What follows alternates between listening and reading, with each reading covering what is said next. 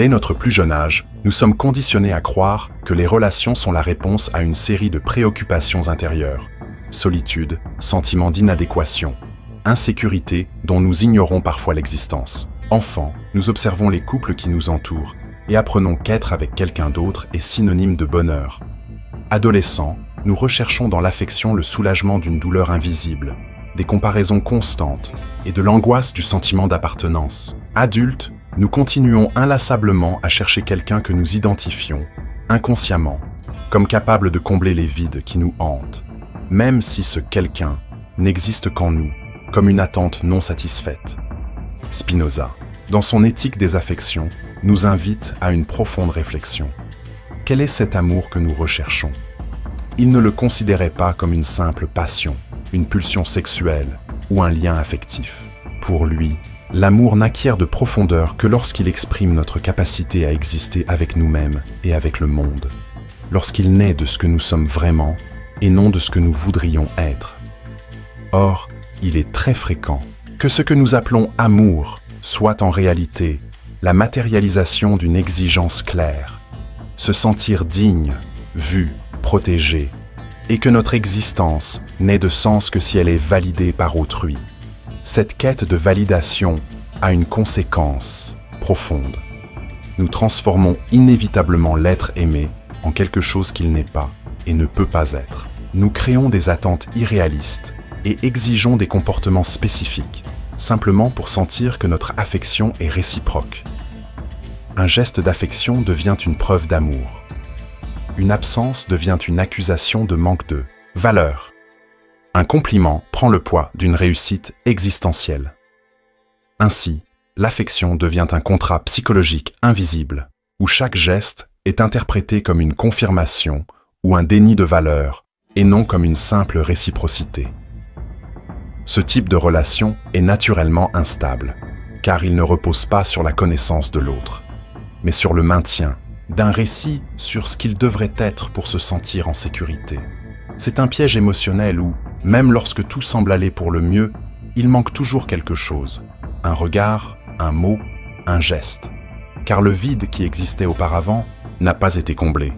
Il n'a fait que se complexifier. Et ce vide peut s'étendre à d'autres domaines de la vie, car le terreau où j'ai reçu de l'affection était propice à davantage d'insécurité, de comparaison, de besoin de confirmation. Et le partenaire, souvent aimant et bien intentionné, se sent perdu, comme s'il était toujours en retard pour atteindre l'idéal caché derrière l'affection. Car aimer ne garantit pas un sentiment éternel, une présence ininterrompue ou un comportement parfait. Aimer, c'est comprendre. Aimer, c'est apprendre. Aimer est donc plus exigeant qu'il n'y paraît. Il exige de la maturité pour ne pas interpréter chaque défaut comme une trahison de l'âme. Il exige de la sérénité pour ne pas échanger la personne contre le miroir que nous projetons sur elle. Il exige une présence sincère, même lorsque l'idéalisation menace de briser le lien. Spinoza nous propose d'approfondir ce point. Aimer librement n'est possible que lorsque nous sommes pleinement en nous-mêmes. Lorsque nous n'avons pas besoin de récompenses émotionnelles pour préserver l'intégrité de notre identité. Lorsque nous n'attendons pas de l'autre qu'il accomplisse ce que nous n'avons pas encore accompli. Lorsque nous nous affirmons dignes d'exister sans avoir besoin d'être définis par qui que ce soit. Car, de ce point de vue, nous aimons avec présence et non par nécessité. Nous aimons l'autre tel qu'il est et non tel que nous voudrions qu'il soit. Et, dans ce point de vue, l'affection devient expansion et non projection. Le chemin vers cet amour, qui vient de l'intérieur et non d'une réaction, passe par la reconnaissance, la connaissance de soi, la confrontation avec les fantômes intérieurs.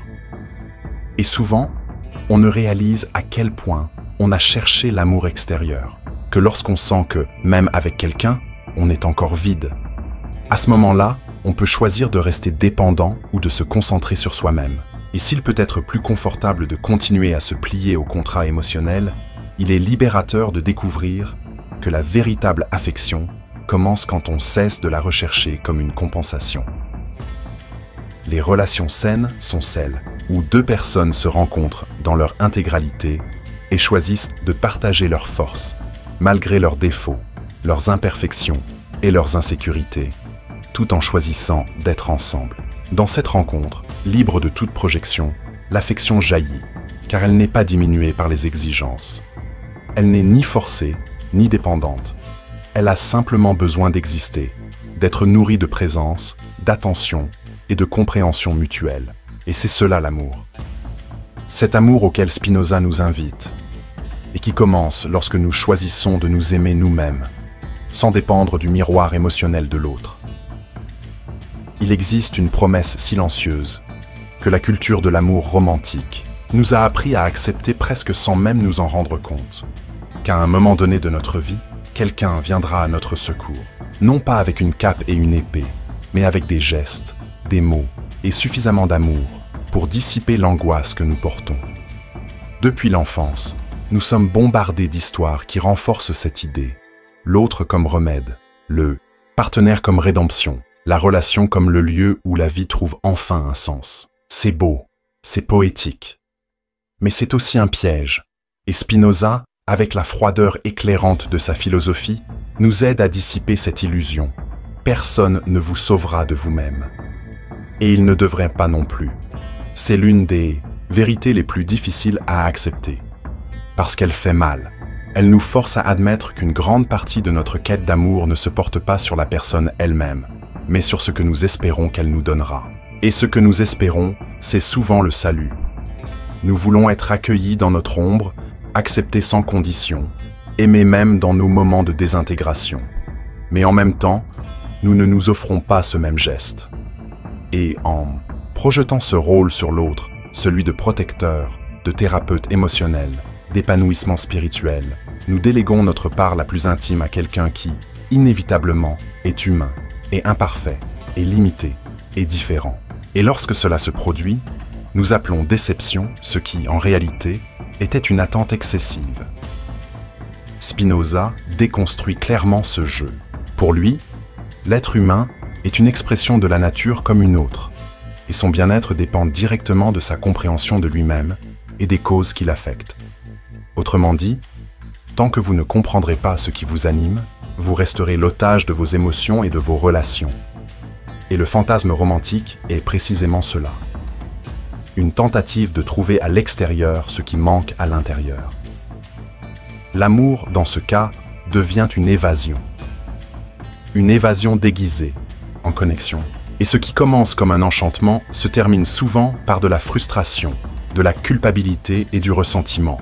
Non pas parce que l'autre est mauvais, mais parce qu'aucune âme ne peut supporter la projection d'un mythe. C'est pourquoi les relations fondées sur des fantasmes romantiques ont tendance à s'effondrer lorsque la réalité s'impose, lorsque le partenaire révèle ses imperfections, lorsque les jours perdent leur éclat initial, lorsque le miroir de l'idéalisation se brise. À ce moment-là, beaucoup désespèrent, non pas parce qu'ils ont cessé d'aimer, mais parce qu'ils ont cessé d'être nourris par ce reflet idéalisé. Et c'est alors que l'amour cesse d'être une rencontre pour devenir une exigence. La relation devient un champ d'exigence. Si tu m'aimes, prouve-le-moi. Si tu tiens à moi, change. Si tu veux rester avec moi, sois celle que j'attendais. Mais le véritable amour, celui que Spinoza imagine, commence lorsque nous cessons de considérer l'autre comme un scénario à suivre, pour commencer à le voir tel qu'il est vraiment, avec ses défauts, ses limites, son humanité. Cet amour requiert une maturité particulière, la capacité de se regarder sans drame, sans illusion, sans besoin déguisé en désir. Il requiert le courage de dire « Ce qui me manque, ce n'est pas quelqu'un d'autre, c'est moi. Ce que je voulais que l'autre fasse pour moi, je n'ai pas encore appris à m'en donner. » Et cette reconnaissance ne nous éloigne pas de l'amour. Au contraire, elle nous en rapproche. Car en cessant d'exiger le salut, nous pouvons enfin offrir notre présence. Au lieu de rechercher la protection, nous pouvons construire un partenariat. Au lieu de projeter des fantasmes, nous pouvons cultiver de véritables liens. Spinoza propose que la liberté émotionnelle ne réside pas dans le fait de ne pas aimer, mais dans l'amour avec clarté. Aimer en sachant que le rôle de l'autre n'est pas de nous compléter, mais de partager une partie du chemin avec nous. Aimer sans dépendance, sans fusion, sans idolâtrie. Aimer les pieds sur terre, l'esprit clair et le cœur disponible, mais sans être dans le besoin. Et cela n'est possible que lorsque nous cessons d'utiliser l'amour comme un anesthésiant pour notre propre vide. Lorsque nous n'entrons pas dans une relation en espérant une rédemption, mais une expansion. Lorsque nous cessons de voir l'autre comme un sauveur, pour commencer à le voir comme un être aussi perdu, aussi confus, aussi humain que nous. À ce stade, l'amour devient plus authentique, quoique moins magique aux yeux du romantisme classique, car il commence à se construire sur la réalité, et non sur la fantaisie. Soutenu par la présence, et non par le désir de fusion. L'amour, spinoziste, n'est pas l'amour du cinéma. Ce n'est pas la rencontre d'âmes sœurs. C'est la rencontre de deux êtres qui comprennent leurs propres limites, qui respectent l'espace de l'autre, qui ne cherchent pas à être tout pour l'autre, mais quelque chose qui nourrit, de légèreté, de vérité, de liberté. Et cela, bien que peu digne d'un conte de fées, est infiniment plus puissant. Le grand changement proposé ici est donc le suivant. Tant que vous attendez d'être sauvé par quelqu'un, vous vous éloignez de l'expérience la plus profonde de l'amour. Et ce n'est pas une punition. C'est une invitation. Une invitation à devenir pour vous-même ce que vous avez toujours exigé des autres. Une invitation à ce que votre relation à vous-même devienne le terreau fertile où le véritable amour pourra un jour s'épanouir.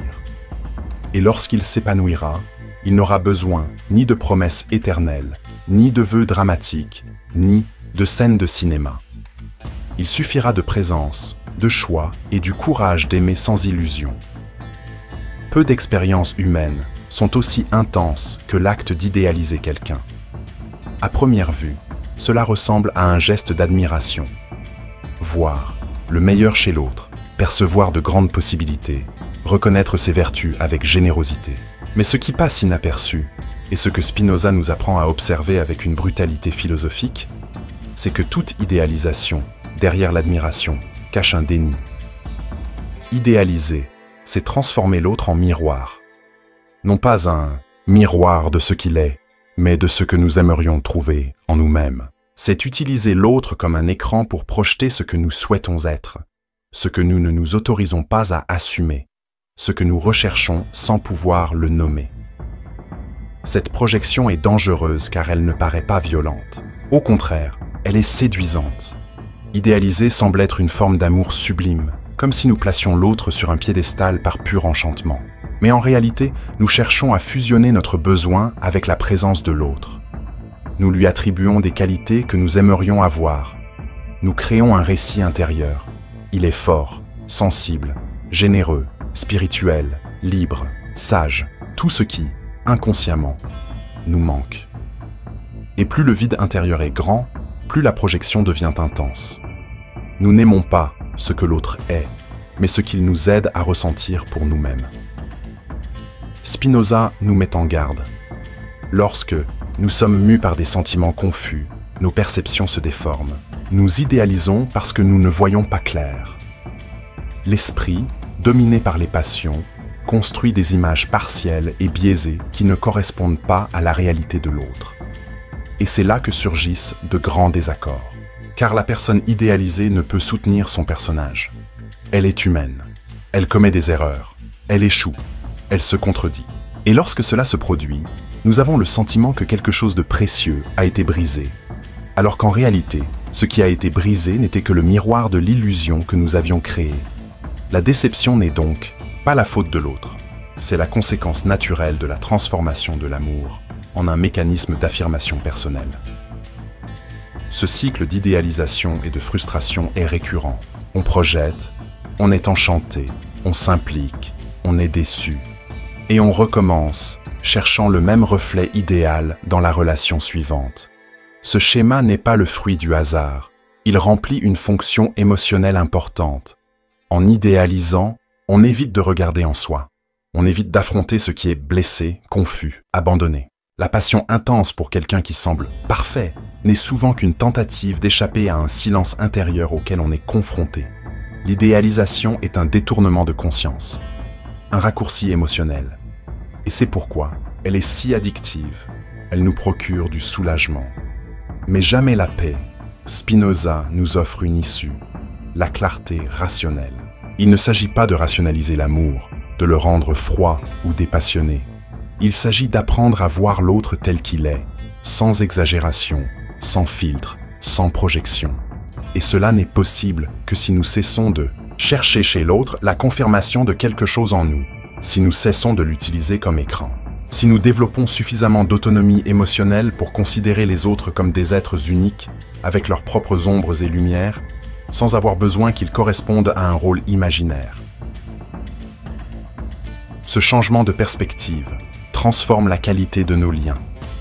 Car lorsque nous cessons d'idéaliser, nous commençons à aimer véritablement. Nous aimons l'autre pour ce qu'il est, et non pour ce qu'il représente. Nous aimons sans exiger la perfection, sans attendre le salut, sans rechercher la fusion. Et curieusement, c'est dans cette lucidité que l'amour s'approfondit. Car il ne dépend plus de l'illusion, mais de la présence. Il n'est plus soutenu par des récits, mais par des choix conscients. Et l'autre, libéré de son rôle de nous compléter, peut enfin exister à nos côtés, libre, vrai et entier. Idéaliser est, au fond, un acte solitaire. C'est créer quelqu'un qui n'existe pas et en tomber amoureux. C'est vivre un amour mental, et non une rencontre réelle. Et ce type d'amour a une durée limitée. Il ne survit ni à la coexistence, ni à l'intimité, ni au quotidien. Car la réalité brise toujours l'idéal. Et si nous n'y sommes pas préparés, nous vivrons dans des cycles sans fin d'enchantement et de rejet. Spinoza, avec sa philosophie de la puissance, propose quelque chose de plus difficile, mais d'infiniment plus vrai. Accepter la réalité telle qu'elle est. Et cela implique d'accepter l'autre dans sa totalité, sans l'accroître ni le diminuer, sans le modeler selon notre besoin de validation. Alors, chaque fois que vous avez l'impression d'idéaliser quelqu'un, demandez-vous: qu'est-ce que j'essaie de voir chez cette personne qui me manque? Qu'est-ce que je désire en moi? Qu'est-ce que j'évite de ressentir en moi en admirant tant l'autre? Ce ne sont pas des questions faciles. Mais y répondre peut être le début d'une transformation radicale. Cessez d'aimer les images et commencez à aimer les autres. Cessez de chercher des miroirs et commencez à construire des ponts. Cessez de nier ce qui vous manque en vous et commencez enfin à vous retrouver. Peu d'idées sont aussi profondément ancrées que la croyance, selon laquelle aimer quelqu'un intensément, avec dévouement et sincérité, c'est être naturellement aimé en retour. Dès notre plus jeune âge, on nous inculque des récits qui renforcent ce modèle d'échange. L'amour comme une voie à double sens. Un contrat émotionnel invisible où celui qui donne reçoit. Ainsi, nous grandissons en croyant que des sentiments profonds et sincères créent, par eux-mêmes, une sorte de magnétisme incontestable. Comme s'il suffisait d'aimer de tout son cœur pour éveiller un miroir émotionnel chez l'autre. Mais, comme Spinoza nous l'enseignerait, la réalité de l'affection est bien plus complexe, et surtout, bien plus indifférente à nos idéalisations. Pour Spinoza, les affections sont l'expression de variations dans le pouvoir d'agir.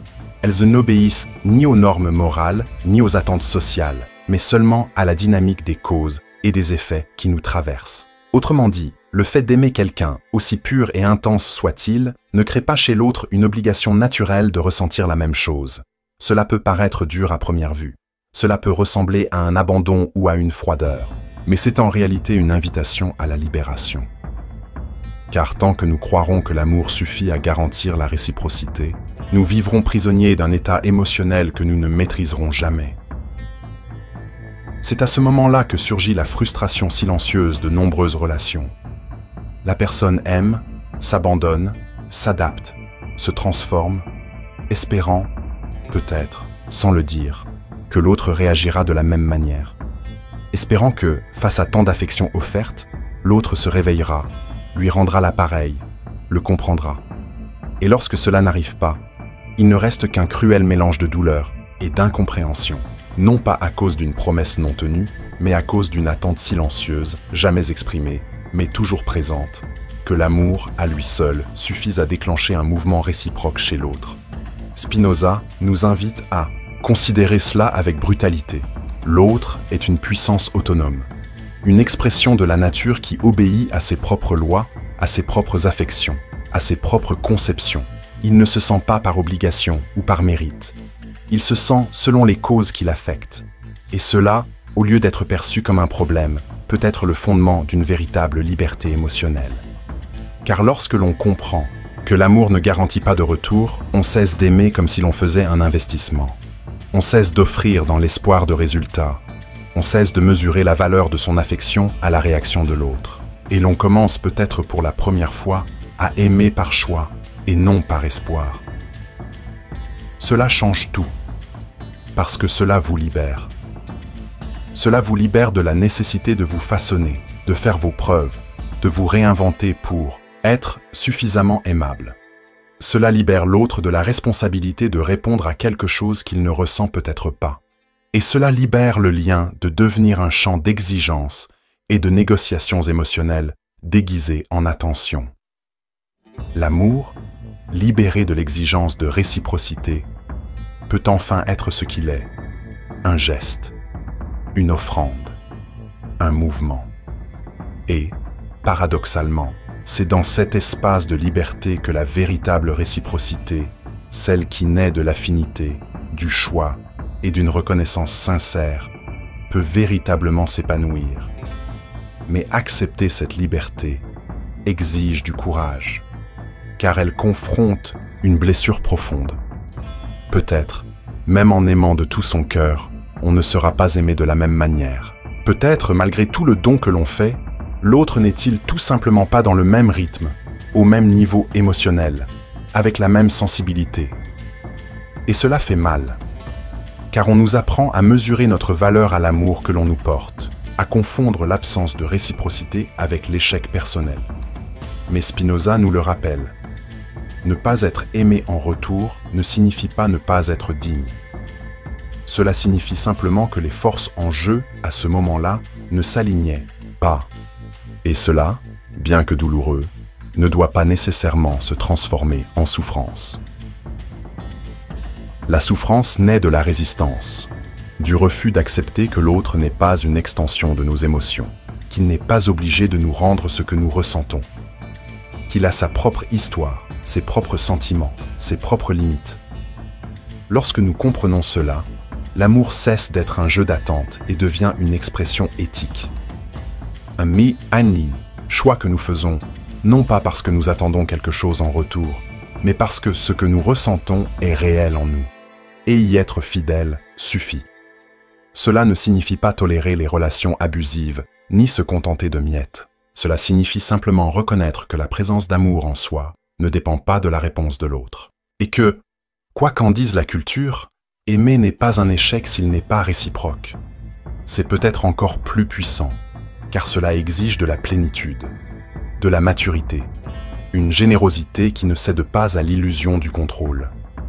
Spinoza, en plaçant la clarté au-dessus de la passion aveugle, nous offre une voie, aimer avec lucidité, aimer en sachant que l'autre est libre, aimer sans exiger, aimer sans dépendre, et, lorsque c'est possible, permettre à cet amour, même non partagé, de servir de source de connaissance de soi, car tout amour non réciproque révèle quelque chose.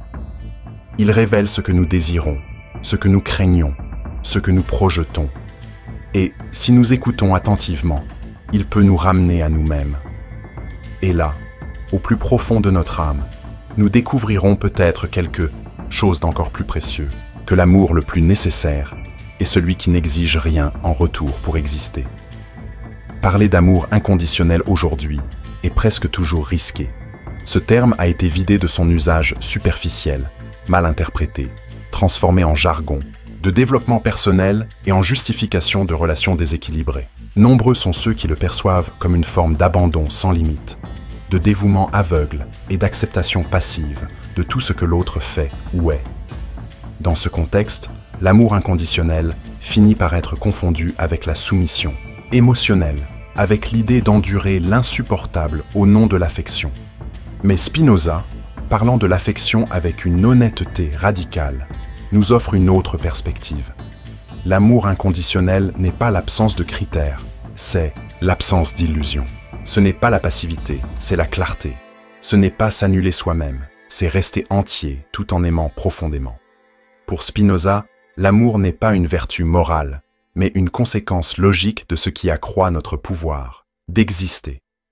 Nous aimons ce qui nous fortifie, nous apporte la compréhension, nous met en phase avec la réalité.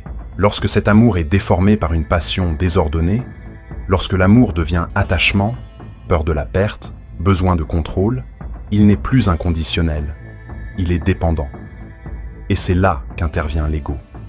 Car l'ego a besoin de garanties, il a besoin de retour, il a besoin de se sentir privilégié. L'amour inconditionnel, en revanche, naît lorsque l'ego cesse d'être le centre de l'expérience affective, lorsque la présence de l'autre n'est plus utilisée pour valider notre estime de soi, mais comme une occasion d'exprimer qui nous sommes vraiment. Cela ne signifie pas aimer sans limite, tolérer les abus ou s'enliser dans des relations toxiques. Au contraire, l'amour inconditionnel exige un très haut degré de lucidité émotionnelle, et la lucidité ne tolère pas le déséquilibre. Elle n'accepte pas d'être manipulée. Elle ne confond pas amour et sacrifice. L'amour lucide sait ce qu'il offre et ce qu'il accepte. Il n'aime pas attendre les applaudissements, ni rester pour être considéré comme vertueux. Il aime parce qu'il est fidèle à ce qu'il considère comme réel. Et lorsqu'il réalise que le lien n'est plus compatible avec son intégrité, il s'en va, non par colère, mais par respect, non par ressentiment, mais par manque de cohérence. La difficulté réside dans la distinction entre l'amour, expression de notre liberté, et l'expression de notre besoin. L'amour naît de la peur d'être seul, du désir de prouver sa valeur, de l'espoir d'être sauvé. Cet amour se déguise en inconditionnel, mais est plein d'attentes. Il exige réciprocité, reconnaissance, confirmation. Et lorsqu'il ne les reçoit pas, il implose. Il engendre frustration, angoisse, ressentiment. Le véritable amour inconditionnel, en revanche, est plus discret. Il ne supplie pas, n'exige rien, ne s'annule pas. Il observe, comprend, agit selon sa compréhension. Et, surtout, il respecte les limites, les siennes et celles de l'autre. Spinoza nous rappelle que la liberté réside dans la compréhension. Et comprendre, dans ce contexte, signifie percevoir l'autre tel qu'il est, et non tel que nous voudrions qu'il soit. Aimer quelqu'un inconditionnellement ne signifie pas accepter tout ce qu'il fait, mais aimer avec la certitude que l'on n'a pas le pouvoir de le changer, que l'autre est libre, que ses affections sont libres, et qu'aimer ne donne pas le droit de modeler, d'exiger ou de conditionner. Cela peut paraître un détachement froid à ceux qui confondent encore amour et contrôle. Mais, en vérité, c'est le seul amour qui ne blesse pas, parce qu'il n'impose pas de rôle. Il ne dramatise pas les absences. Il ne transforme pas la relation en lutte de pouvoir émotionnel. Cet amour lucide n'élimine pas la douleur. Il ne signifie pas que le rejet ne fait pas mal, que la distance ne blesse pas, que l'indifférence ne fait pas mal. Mais il signifie que la douleur ne détruit pas le centre, que l'ego ne se confond pas avec l'amour, que la fin d'une relation ne signifie pas la fin de la valeur personnelle. Et cela n'est possible que lorsque l'amour ne naît pas d'un besoin, mais d'un choix. Choisir d'aimer non par besoin, mais par affinité. Non par désespoir, mais par présence. Non par peur de la solitude, mais par désir de partager. En affirmant que nous faisons partie d'un tout interconnecté par des causes, Spinoza nous rappelle quelque chose de fondamental. L'autre n'est pas notre mission. Il n'est pas venu nous compléter. Il n'est pas venu nous sauver. Aimer inconditionnellement ne signifie donc pas assumer la responsabilité du bonheur de l'autre.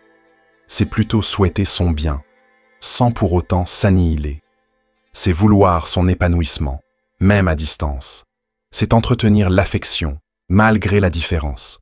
Et, si nécessaire, c'est s'éloigner avec le même amour que celui avec lequel on s'est approché.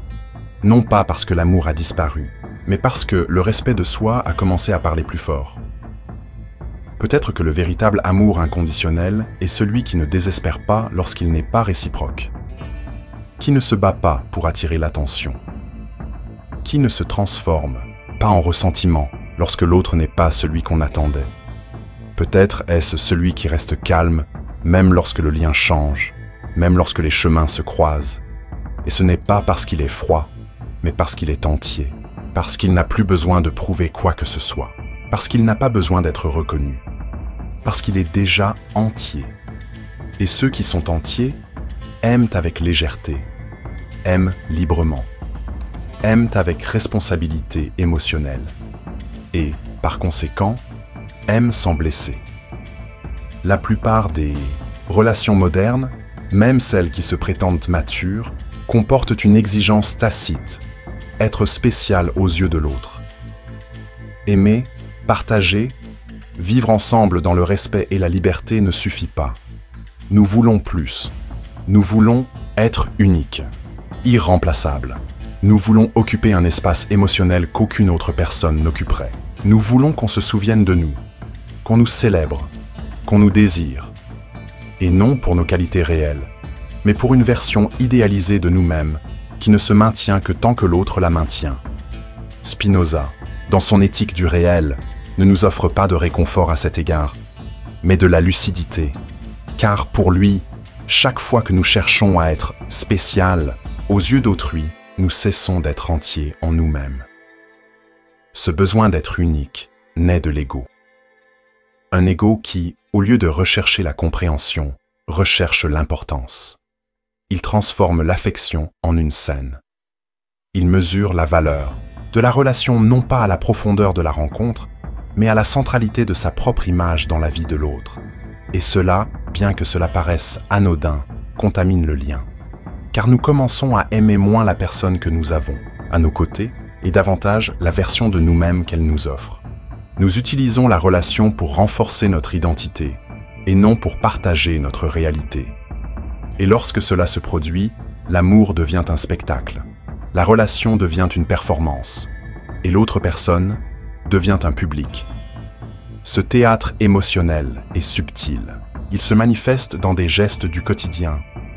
Le besoin d'être félicité, l'exigence d'une attention constante, la comparaison avec les relations passées, l'exigence d'être une priorité absolue. Tout cela est déguisé en romantisme, en langage de l'amour, en affirmation d'importance.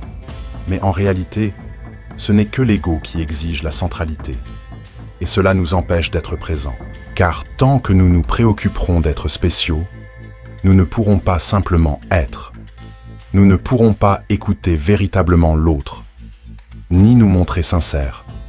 Nous serons toujours en train d'agir, même inconsciemment. Spinoza dirait que cette quête de prééminence émotionnelle est une forme de servitude émotionnelle.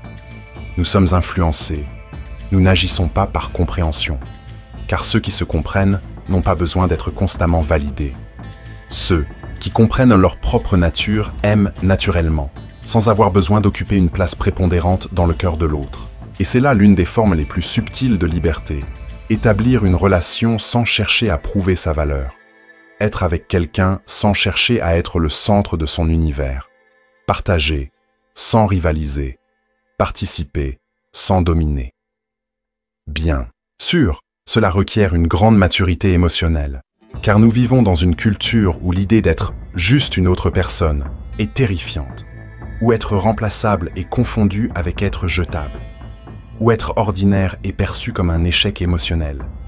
Mais Spinoza nous montre que la valeur d'une relation ne réside pas dans une exclusivité idéalisée, mais dans une réelle compatibilité, dans la capacité de deux personnes à coexister avec vérité, liberté et clarté, dans la capacité à se trouver sans avoir besoin de dominer, dans la capacité à aimer sans avoir besoin d'un titre. Avoir une relation sans avoir besoin d'être spécial, c'est aussi cesser d'exiger de l'autre qu'il nous admire constamment. C'est permettre à l'amour de naître sans obligation d'être génial.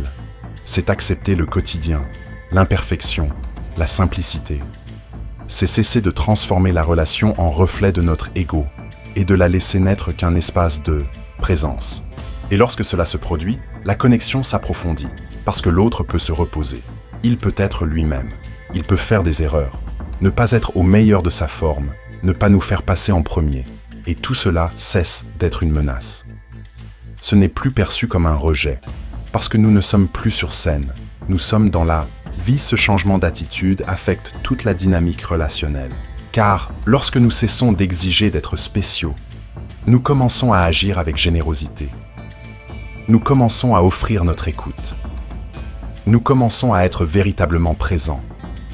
Et cette présence, bien que discrète, transforme tout. Car c'est sur ce terreau que s'épanouit la véritable intimité.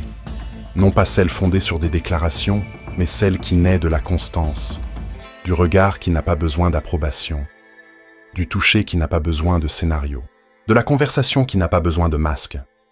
Spinoza nous enseigne que le véritable amour est celui qui accroît notre pouvoir d'exister.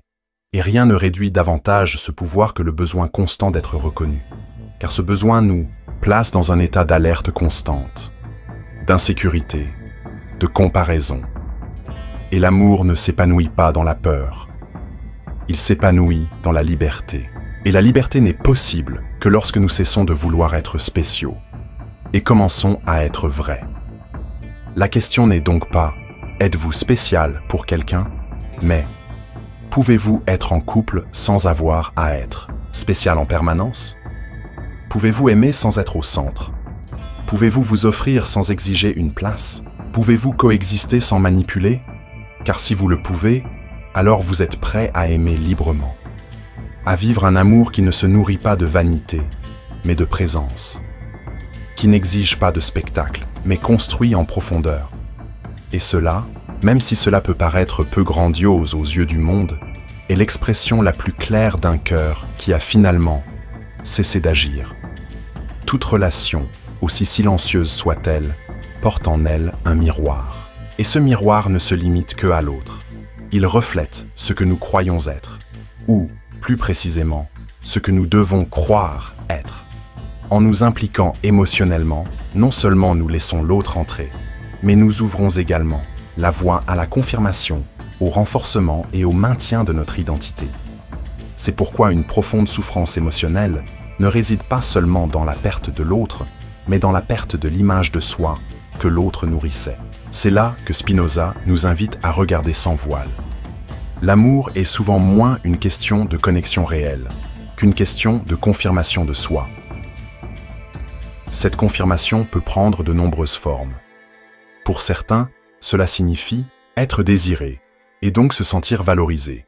Pour d'autres, cela signifie être admiré et se sentir important. Il y a ceux qui ont besoin d'être nécessaires et il y a ceux qui ont besoin d'être supérieurs ou d'avoir toujours raison. La relation amoureuse devient le théâtre où nous jouons sans cesse le rôle que nous voulons croire être le nôtre. Et l'autre personne, souvent sans le savoir, devient le personnage complémentaire de cette pièce. Lorsqu'il réagit comme prévu, nous nous sentons en sécurité. Mais il suffit qu'il réagisse de manière inattendue, par la froideur, l'indifférence, la critique, l'autonomie, et tout le récit s'effondre. Non seulement l'affection est déséquilibrée, mais l'image même que nous avions de nous-mêmes entre en crise.